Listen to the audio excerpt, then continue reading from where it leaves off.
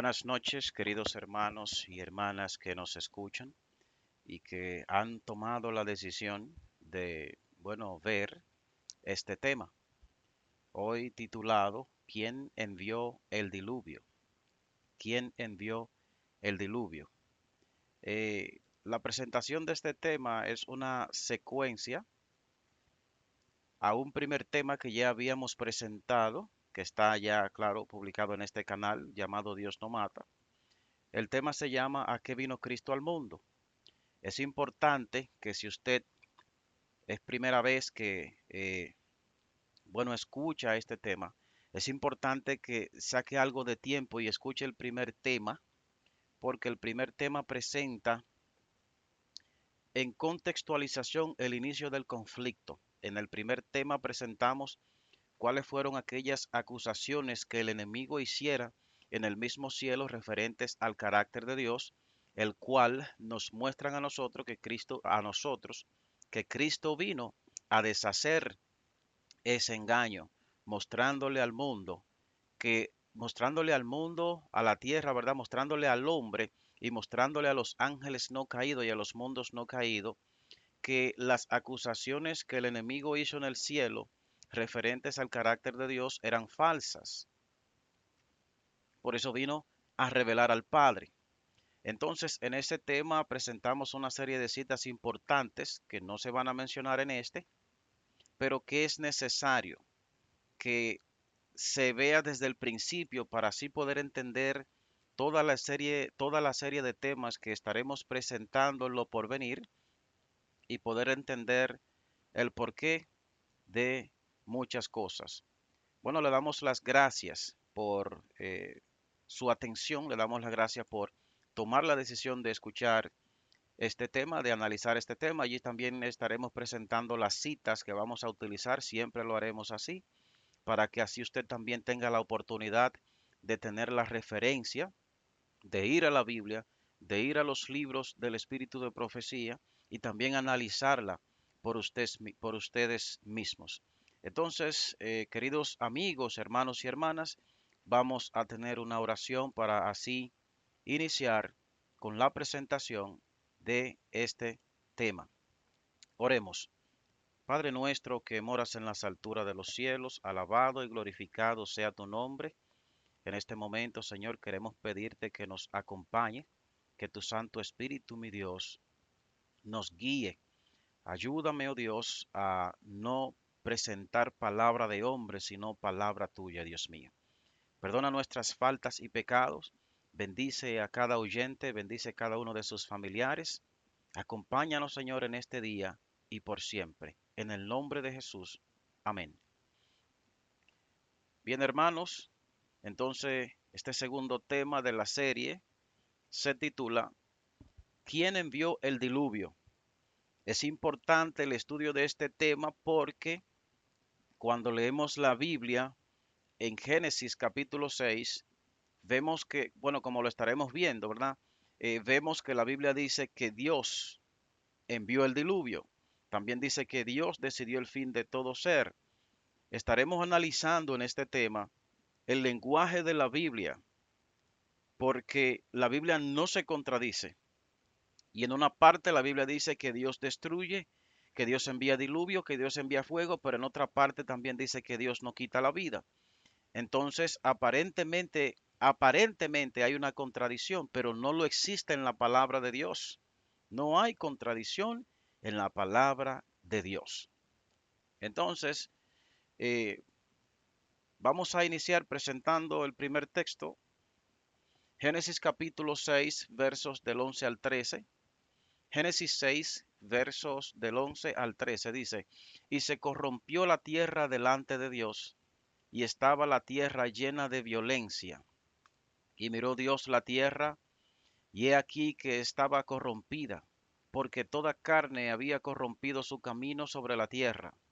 Dijo pues Dios a Noé, he decidido el fin de todo ser, porque la tierra está llena de violencia a causa de ellos. Y he aquí que los destruiré con la tierra. Dice la Biblia claramente, donde dice Dios, ¿verdad? Dice la Biblia que Dios dijo, Le dijo a Noé, yo los destruiré, yo los destruiré. Entonces, allí es donde, eh, allí es donde nosotros podemos ver, donde en nuestro concepto, donde en nuestra mente se queda, ¿verdad? El texto, o la parte del texto, la palabra que dice, yo los destruiré. Pero hermanos, hay algo que es importante analizar. ¿Qué es lo que es importante analizar? Eh, es importante analizar, un momentito, es importante analizar que en la vida de Cristo, ¿verdad? A pesar de que el Antiguo Testamento está cargado de una serie de eventualidades en donde la Biblia nos presenta a Dios obrando, ¿verdad? En donde la Biblia nos presenta a Dios obrando en la destrucción, quitando la vida, mandando a quitar la vida. Pero cuando Cristo viene al mundo, vive su vida, vive 33 años en la tierra, da su ministerio, predica el Evangelio, aún fue muerto, pero nunca levantó la mano para defenderse, nunca levantó la mano para dañar o herir a alguien, ni siquiera con sus palabras. Entonces, hermanos, debemos analizar la Biblia a la luz del carácter que fue revelado en Cristo, porque Cristo reveló el carácter de Dios. Hoy en día existen muchas ideas, muchas teorías referente al Padre y otras teorías referente al Hijo. Muchas personas ven a Dios como actuando diferente a Jesucristo, pero no es así. Tienen el mismo carácter, tienen los mismos atributos. ¿Me entienden? Por eso es que son uno, porque tienen el mismo carácter, tienen los mismos atributos. Entonces, seguiremos analizando este texto, presentando algunas cosas del espíritu de profecía, algunas citas y también algunas citas de la Biblia que aparentemente, hermanos, que aparentemente contradice lo que está presentando aquí, pero mostraremos que no se contradicen.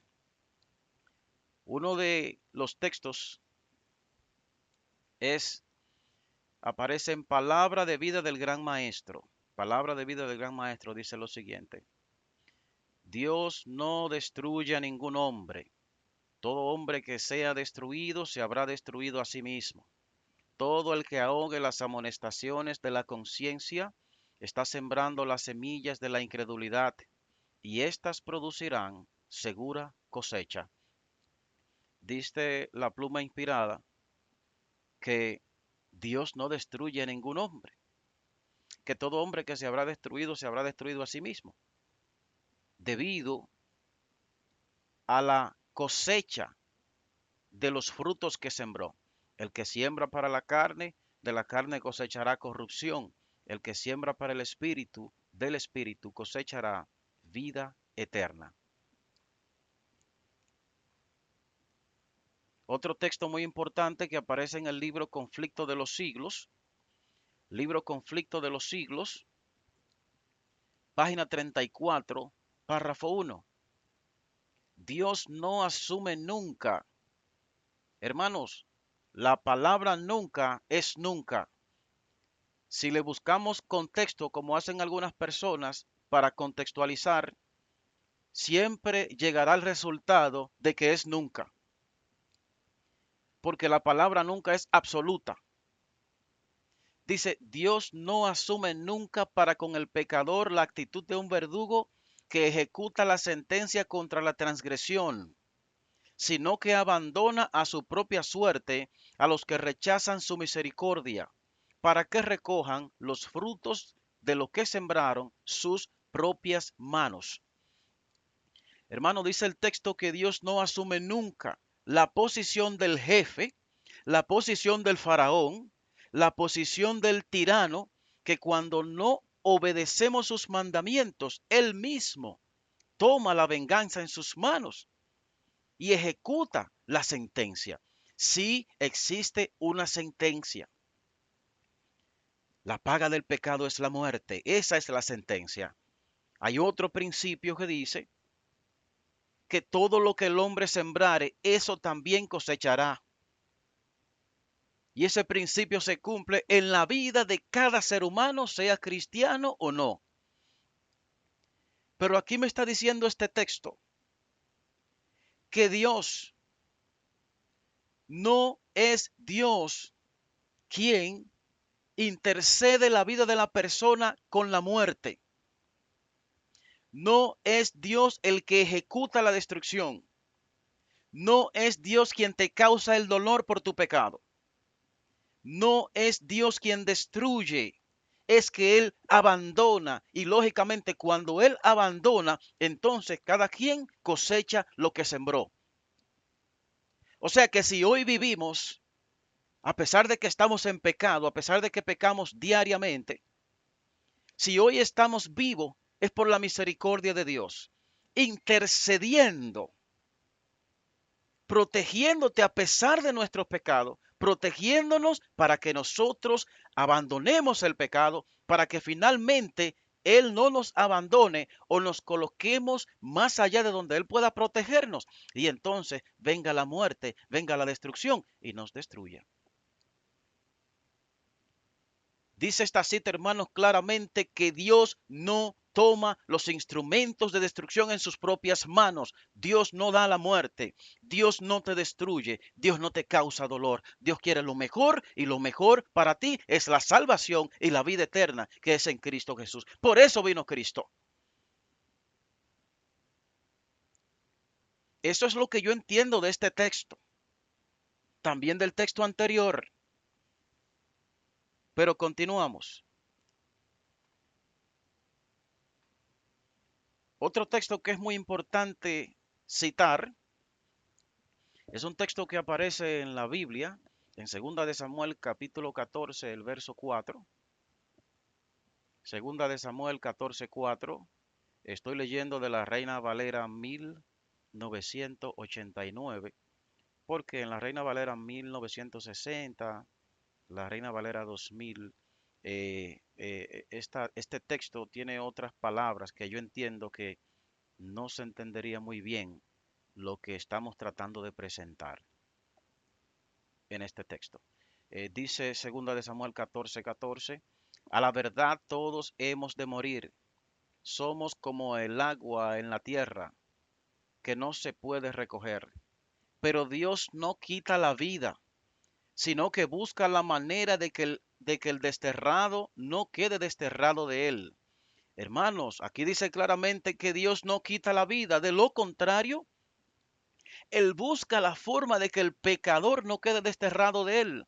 Porque lógicamente cuando una persona queda desterrada de Dios, cuando una persona queda abandonada por Dios, entonces, Señor, entonces, hermanos, viene las consecuencias de sus pecados o viene el enemigo directamente y le destruye.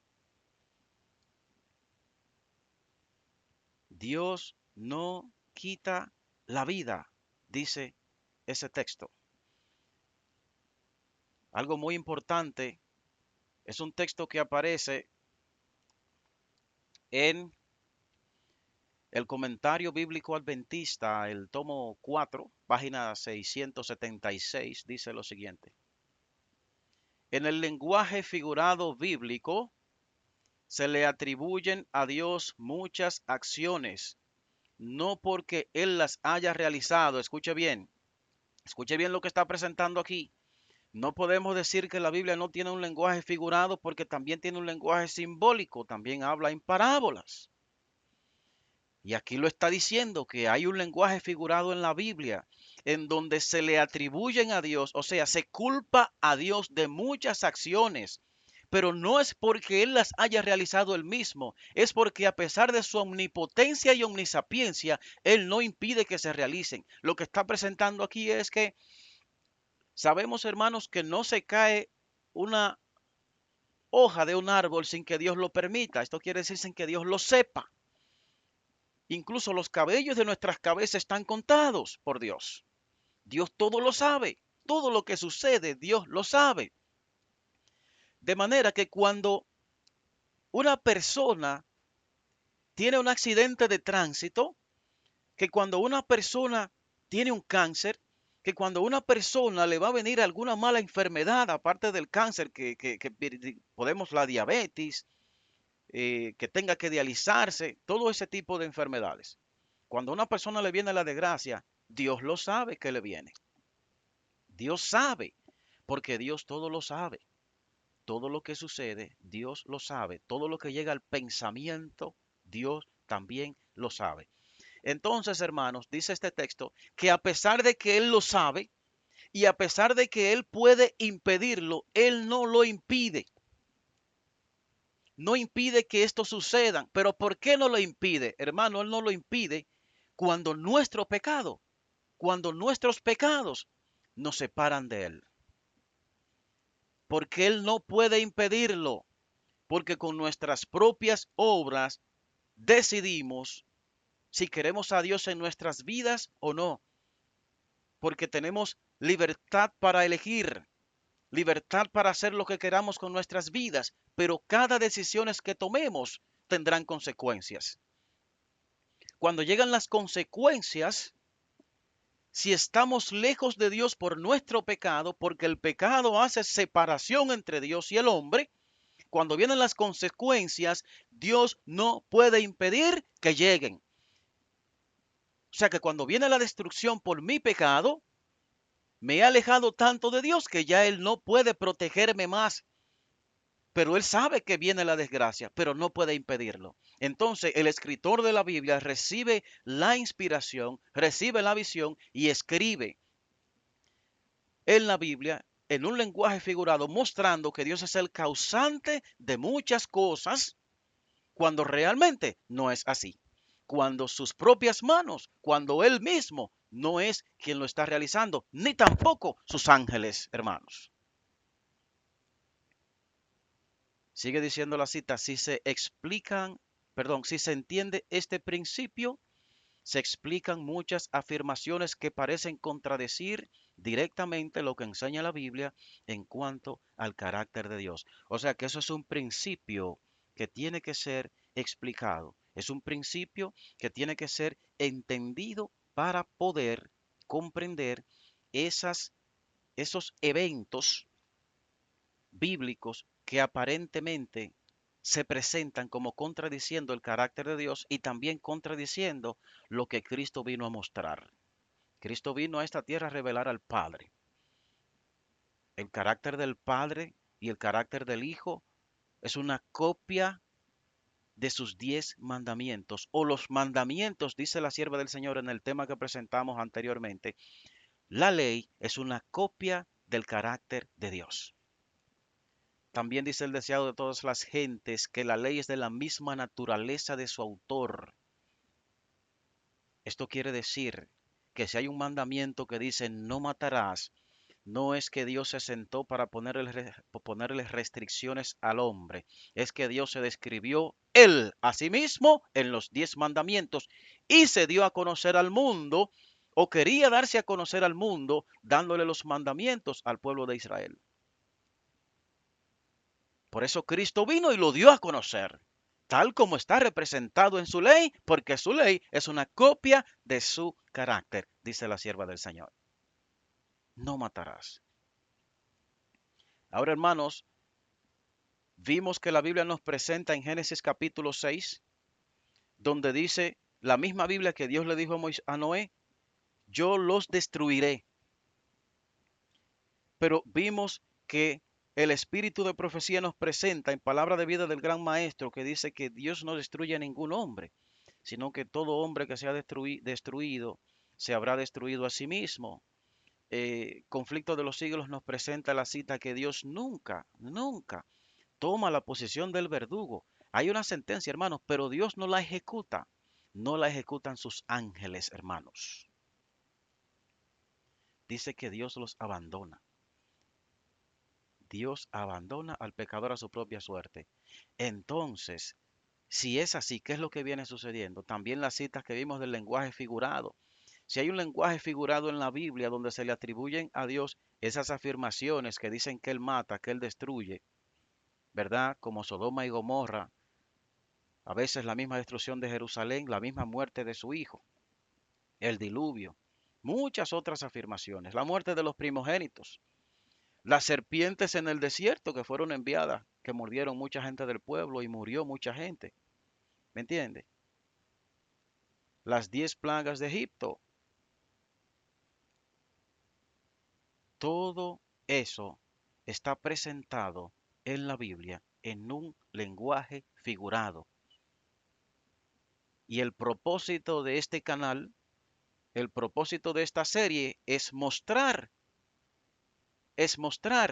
cómo se desencadenaron todos esos eventos, pero no porque Dios los haya causado. A la luz de la Biblia y el espíritu de profecía, estaremos analizando cada evento de acuerdo, claro, a lo que Dios nos pueda ayudar, de acuerdo a lo que podamos estudiar. Pero estaremos mostrando todo lo que el Señor pueda poner en nuestro entendimiento, de acuerdo a lo que estudiemos, referentes al carácter de Dios, porque Dios no mata, Dios no destruye. Hermano, entonces, si el espíritu de profecía me dice que Dios no destruye a ningún hombre, si me dice que no es que Dios ejecuta la sentencia él mismo, sino que él abandona, si me dice la Biblia en 2 de Samuel 14:14 que Dios no quita la vida, entonces, ¿qué pasó con el diluvio? Surge la pregunta, ¿verdad? ¿Qué provocó la destrucción? ¿Qué provocó la destrucción? Leamos esta cita cuidadosamente, por favor. Dios ama a sus criaturas con un amor a la vez tierno y fuerte. Dice, Dios ama a sus criaturas con un amor a la vez tierno y fuerte. Ha establecido las leyes de la naturaleza, pero sus leyes no son exigencias arbitrarias.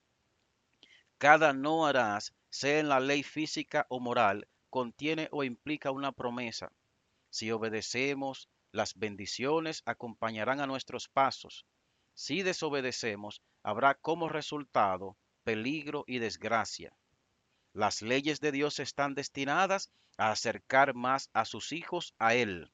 Los salvará del mal y los conducirá al bien, si quieren ser conducidos, pero nunca los obligará. No podemos discernir los planes de Dios, pero debemos confiar en Él y mostrar nuestra fe por nuestras obras. Aquí he señalizado un poco más la parte que dice, si obedecemos, habrá como resultado peligro, si desobedecemos, habrá como resultado peligro y desgracia. Las leyes de Dios están destinadas a acercar más a sus hijos a Él. ¿Qué pasa si desobedecemos? Viene el peligro y viene la desgracia. ¿Qué pasa si quebrantamos la ley física o moral? La ley moral, los 10 mandamientos, la ley física, los 8 remedios naturales, o también causar daño en la naturaleza, hacerle daño a los animales, de hecho, hacer daño a la tierra cada vez que echamos fumigos que no son orgánicos, fertilizantes no orgánicos. Todo eso, hermano, es pecado. Y todos esos pecados, todo eso es quebrantamiento de las leyes de Dios. Si no obedecemos las leyes de Dios, entonces estaremos corriendo peligro y vendrá la desgracia. Es lo que presenta este texto. Otra cita que aparece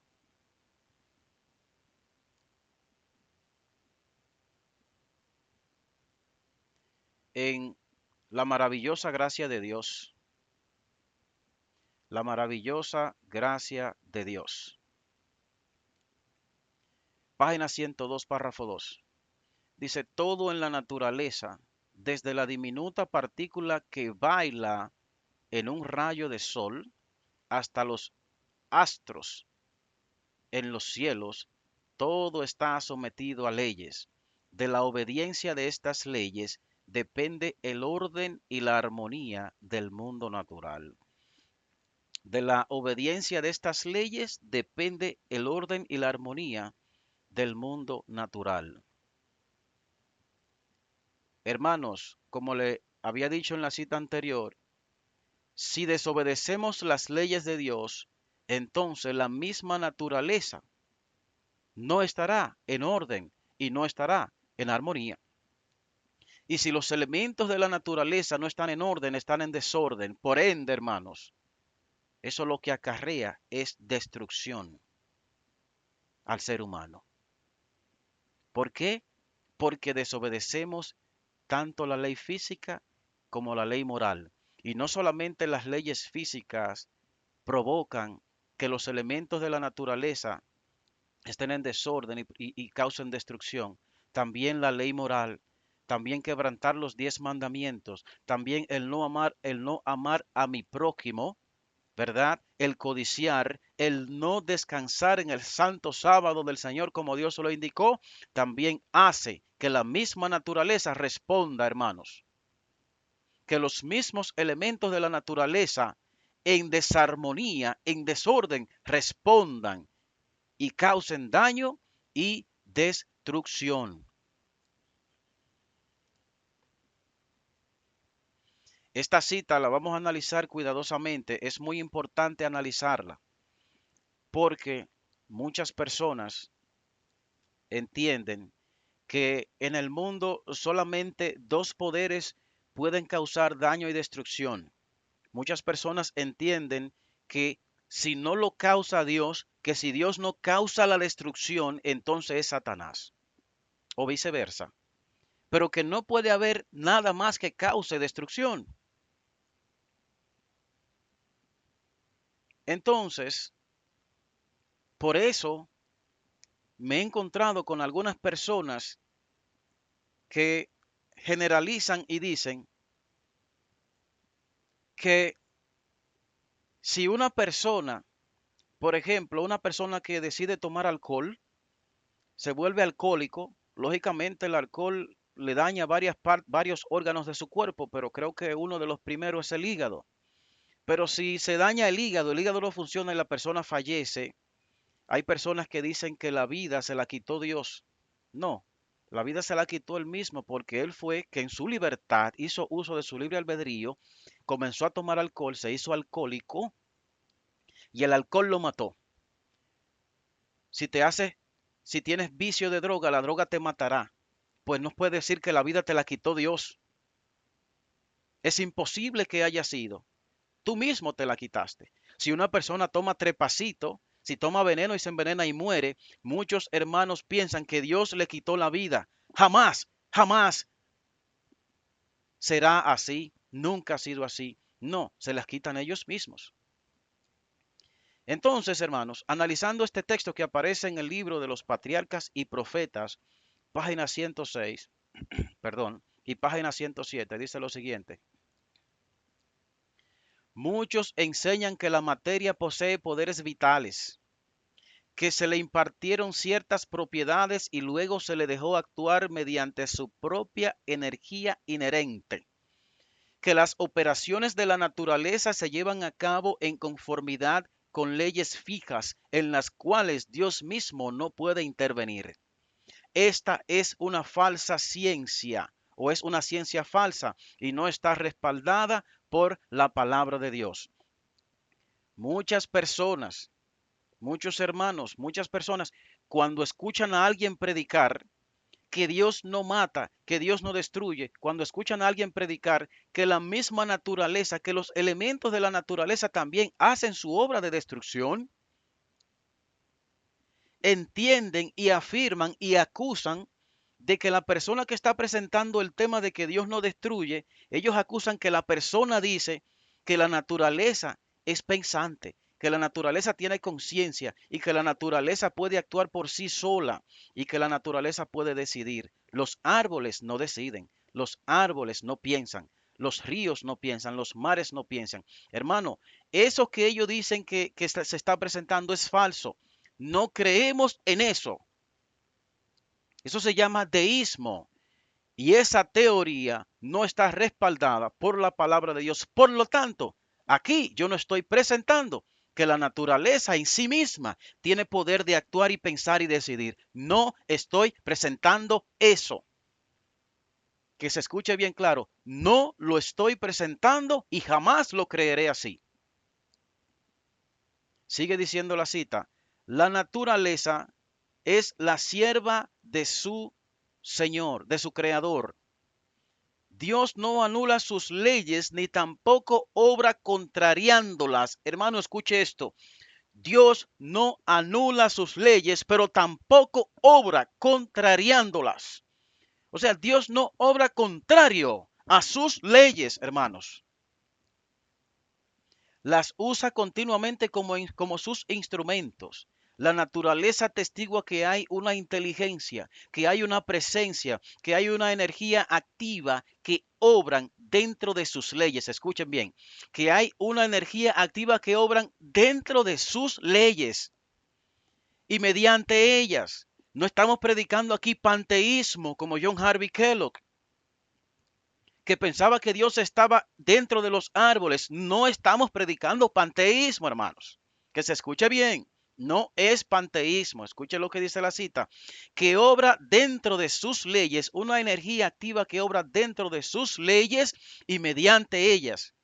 Existe en la naturaleza la acción del Padre y del Hijo.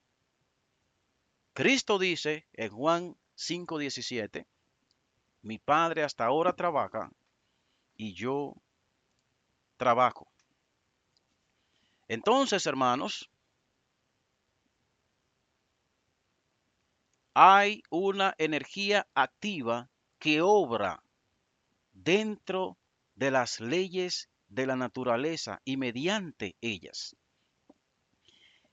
Cuando Cristo dice mi Padre hasta ahora trabaja y yo también, o mi Padre hasta ahora trabaja, ¿a qué se refiere Cristo cuando dice mi Padre hasta ahora trabaja?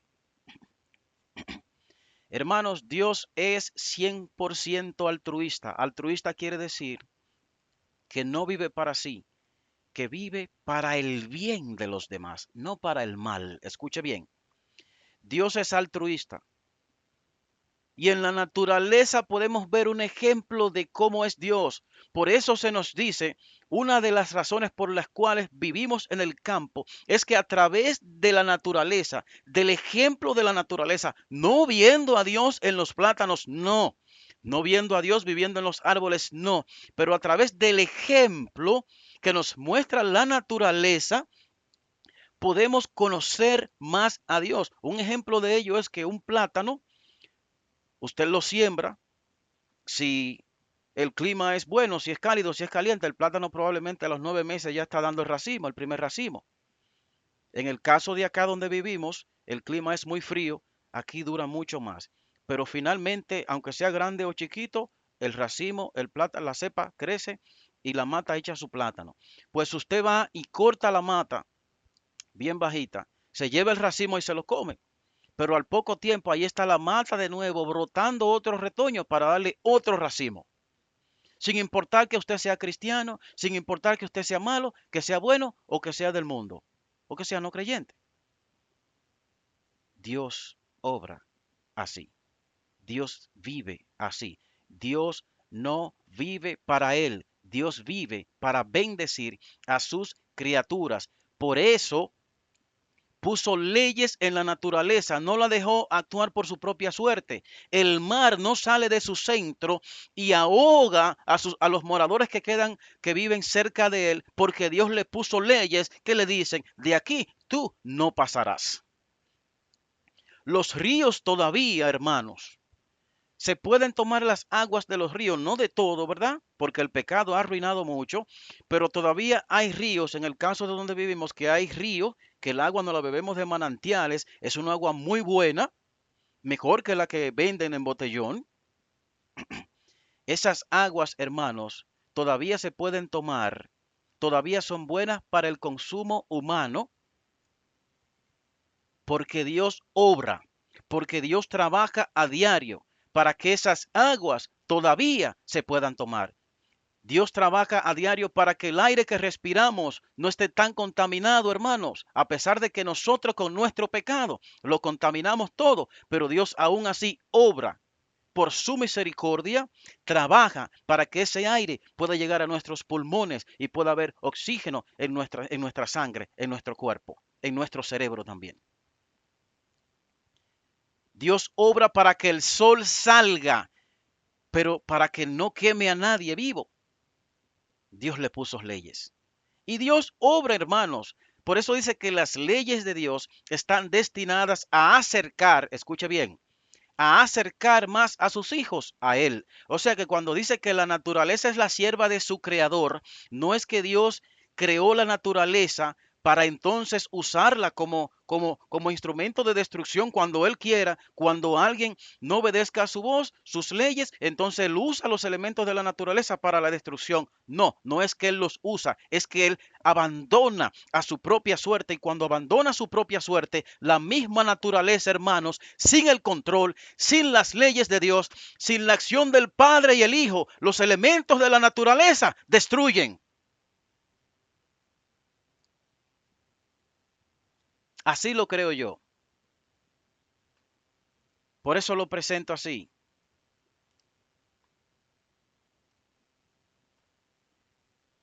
Levítico capítulo 18, versos 26 y 27. Guardad pues vosotros mis estatutos y mis ordenanzas, y no hagáis ninguna de estas abominaciones, ni el natural ni el extranjero que mora entre vosotros, porque todas estas abominaciones hicieron los hombres de aquella tierra. Dice, porque todas estas abominaciones hicieron los hombres de aquella tierra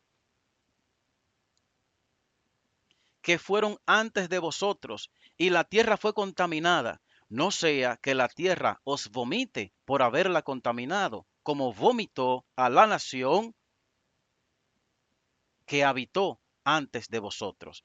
Hermano, esta cita muestra que por causa, que por los seres humanos haber contaminado la tierra con sus abominaciones, o sea, con sus transgresiones, no obedeciendo la ley moral ni la ley física de Dios, causaron, hermanos, se provocaron que la misma tierra los vomitara.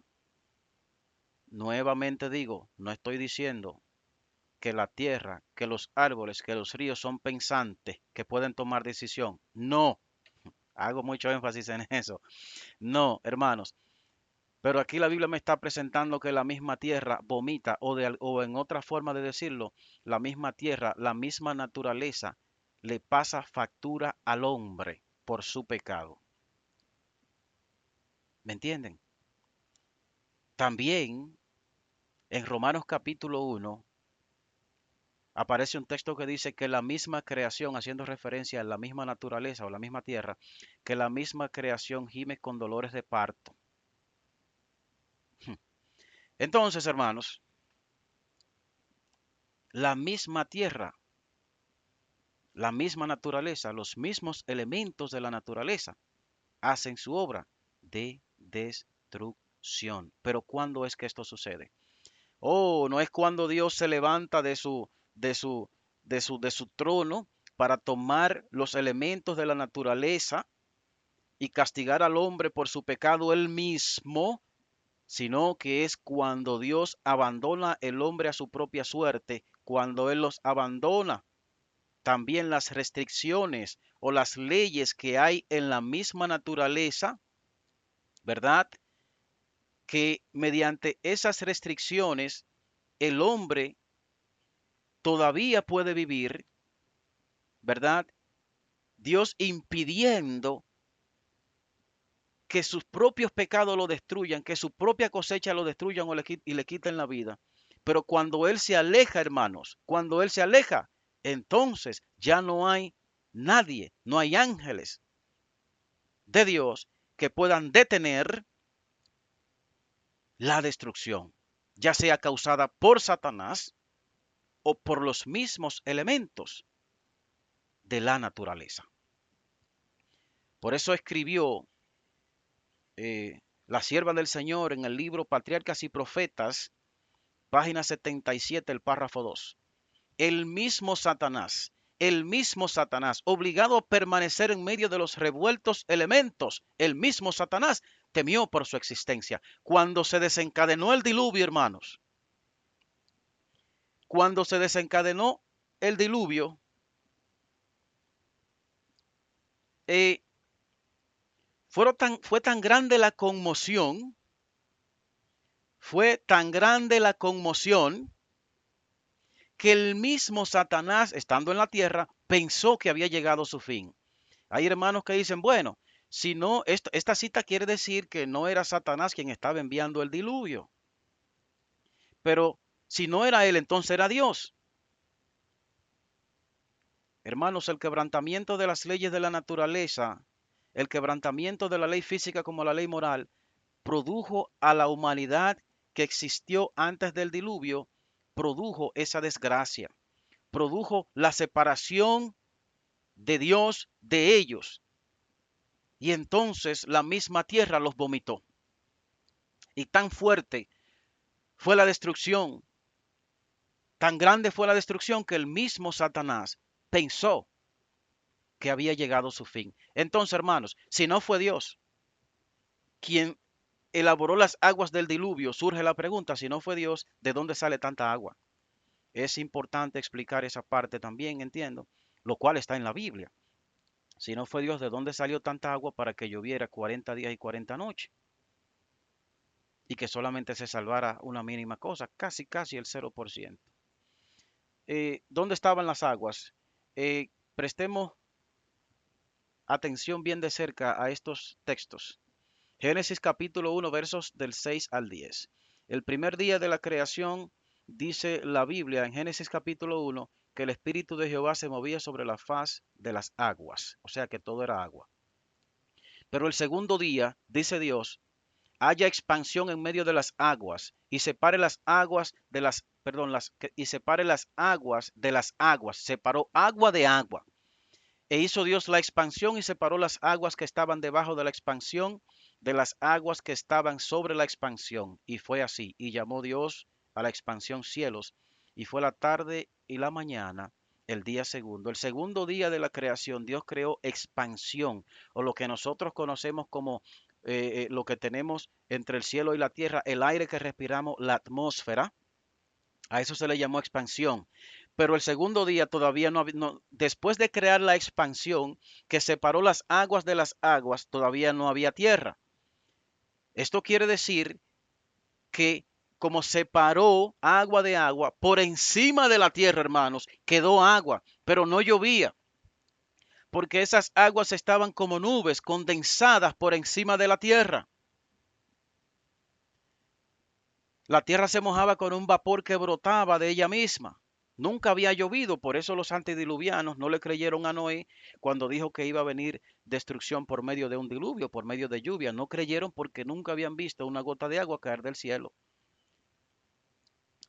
Dice el verso 9, dijo también Dios, júntense las aguas que están debajo de los cielos en un lugar y descúbrase lo seco. Y fue así. Y llamó Dios a lo seco tierra y a la reunión de las aguas la llamó mares. Y vio Dios que era bueno. O sea, el segundo día de la creación, Dios separó agua de agua, perdón, Dios separó agua de agua, pero entonces las aguas que quedaron por encima quedaron condensadas. Y yo entiendo, esto lo entiendo yo, que esas aguas Dios las puso allí para así crear un clima perfecto en el planeta Tierra. Para así crear un clima perfecto en el planeta Tierra. ¿Me entienden? Y entonces las aguas que quedaron debajo de los cielos, una parte Dios le llamó, ahora descúbrase lo seco, se hizo la tierra, y a la otra le llamó mares. Eso pasó el segundo día de la creación. Miren lo que dice Job capítulo 38, entre el verso 4 y el 9, aparece este texto, es una conversación que Dios tiene con Job. Y le pregunta, ¿dónde estabas tú cuando yo fundaba la tierra? Cuando yo puse nubes por vestidura suya. Aquí está diciendo la palabra de Dios que la tierra estaba rodeada de nubes, por así decirlo, en la parte de arriba. Nubes, o rodeada de nubes. Dice que puse nubes por vestidura suya, rodeada de agua. Todavía hay agua debajo de la tierra. Salmos 148, es importante saber que el Salmo 148, el contexto es la creación. El verso 4 dice, alabadle cielos de los cielos y las aguas que están sobre los cielos. Las aguas que están sobre los cielos. Entonces, hermanos, ¿qué sucedió? Última cita, ¿qué sucedió? Si la Biblia me presenta que Dios no quita la vida, Dios, a través de la inspiración de la profeta de Elena de White, me presenta en el conflicto de los siglos, página 34, párrafo 1, que Dios nunca asume la posición del verdugo. Dios nunca ejecuta la sentencia a él. Hay una sentencia, pero no la ejecuta Dios. La destrucción, repito, la destrucción, la muerte, la desgracia, el dolor, las enfermedades, no te la envía Dios directamente. Él no lo hace, ni tampoco sus ángeles, hermanos. Él lo que hace es que abandona, y cuando abandona, las personas recogen los frutos que sembraron sus propias manos. Todo lo que el hombre sembrare, eso también cosechará. Y que a pesar de que la Biblia dice que Dios mismo destruirá, a pesar de que la Biblia dice que Dios mismo, yo pasaré en medio de la tierra de Egipto y heriré a todo primogénito, a pesar de que la Biblia dice que Dios envió serpientes ardientes, a pesar de que la Biblia dice que Dios hizo la destrucción, me dice la inspiración que esto es un lenguaje figurado, que no es así, que realmente es que Él abandona y Él no impide que el mal, ¿verdad?, haga su obra de destrucción o siga su curso. Entonces, ¿cómo sucedió el diluvio? Ya vimos dónde estaban las aguas, el cual Dios no puso las aguas allí en el cielo condensada, no la puso con el propósito de destruir a la humanidad, la puso con el propósito de causar, esto lo entiendo yo, la puso con el propósito de proporcionar un clima perfecto al hombre y a los animales, un clima perfecto a la tierra. Pero el quebrantamiento de las leyes de Dios, tanto física como moral, provocó que Dios abandonara a su propia suerte a la humanidad. Y entonces, hermanos, las leyes de Dios en la naturaleza, las restricciones que tenía la misma naturaleza, la misma tierra, hermanos, a punto de convulsionar, la naturaleza misma a punto de convulsionar, Dios tuvo que abandonarla y dejar que convulsione. Y entonces la misma tierra, hermano, le pasó factura a la humanidad por su propio pecado. Miren lo que dice esta cita que aparece en Cristo en su santuario, página 106. Dice lo siguiente: los hombres no pueden rechazar impunemente las advertencias que Dios les envía en su misericordia. Dice, un mensaje fue enviado del cielo al mundo en los días de Noé, y la salvación de los hombres dependía de la manera en que consideraran ese mensaje. Por el hecho de que ellos habían rechazado la advertencia, hermano, escuchen, por el hecho de que ellos habían rechazado la advertencia, el Espíritu de Dios se retiró de la raza pecadora y ellos perecieron en las aguas del diluvio. Algo importante notar aquí. Las aguas del diluvio vinieron. Las aguas del diluvio vinieron cuando Dios se separó de ellos. La destrucción viene, hermanos, cuando Dios se va de ti.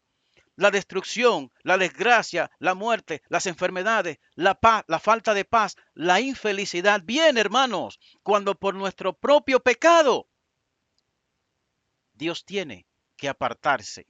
O realmente es que nosotros nos ponemos tan lejos de Él donde ya Él no puede protegernos. Recuerden que nosotros vivimos en terreno ajeno, que este terreno le corresponde al enemigo, porque Adán se lo entregó, le entregó su autoridad.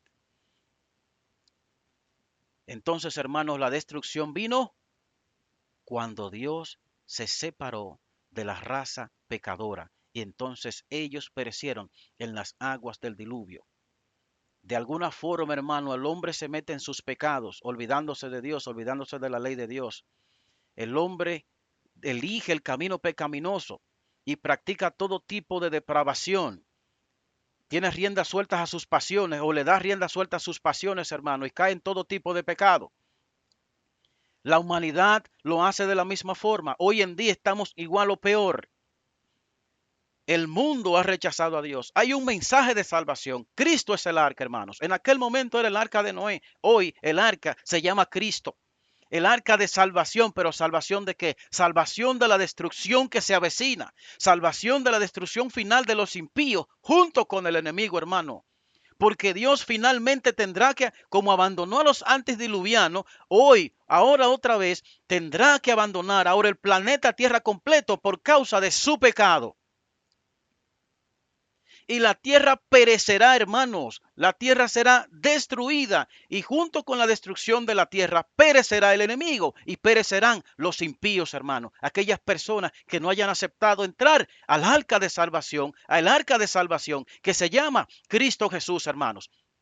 Pero Dios no está al acecho esperando que yo rechace para entonces Él venir y quitarme la vida. Él con dolor tiene que dejarme y verme perecer, hermanos, en la destrucción, porque a Él le duele, hermano, cada vez que yo sufro, cada vez que yo lloro, cada vez que a usted le duele alguna parte de su cuerpo, dice la sierva del Señor, que Cristo está a su lado, sufriendo el dolor con usted, sea cristiano o no cristiano. Por eso lloró Cristo sobre Jerusalén, porque sabía lo que le sobrevendría al no tener la protección de Él. Por eso es que Dios en su misericordia lucha a diario. Hermanos, personas que están escuchando este tema, Cristo quiere salvarte. Cristo no quiere que tú perezcas como perecieron los antediluvianos. Dios no quiere que tú perezcas porque el propósito de Dios no es destruirte, porque Él no lo hace, Él no obra de esa forma. Es salvarte, hermano, es salvarte. Entonces escucha la voz de Dios. Si escuchares hoy su voz, no endurezcáis vuestros corazones. La tierra está al punto en que, dice la sierva del Señor, la tierra está al punto en que Dios se propone abandonarla en manos del destructor. Ojalá y que tú que estás escuchando este tema, hermano, no estés dentro de aquellos que serán abandonados por Dios o que se habrán colocado en un punto donde ya Dios no puede protegerlo. Entonces viene la destrucción, viene la desgracia, te pasa factura el mismo enemigo, te pasa factura la misma naturaleza o tú mismo te pasa factura. Hermanos, que Dios te bendiga y gracias por tu atención. Será hasta la próxima.